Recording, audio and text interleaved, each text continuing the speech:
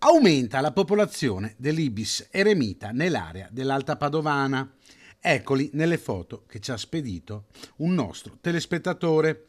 Dopo i 4 esemplari che si erano fermati per più di un mese a Gazzo Padovano, ne sono arrivati altri 5 che si sono diretti a Camazzole di Carmignano sul Brenta, un record storico con ben 9 ibis eremita presenti sul territorio.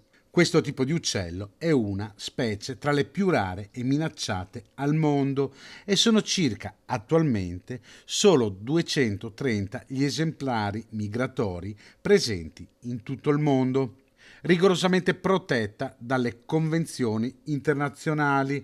La sua uccisione costituisce un reato, un crimine contro la biodiversità. Una fortuna dunque poterli ammirare anche nel nostro territorio, che va preservato dai bracconieri.